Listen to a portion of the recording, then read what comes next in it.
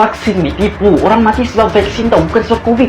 Kakak jangan cakap macam tu. Sebab orang macam kakak ni lah ramai orang nak ambil vaksin tau. Aku lagi rela lah hidup sebagai anti-vax daripada jadi tikus makmal agenda Yahudi. Baik makcik, umur makcik berapa? 69. Sekarang ICU. Nak. Kamu ni siapa? Saya motivator untuk hari ni. Oh, Kak Samsudin? Bukan, Carl Sensodyne.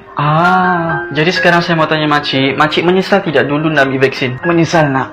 Semua tengok.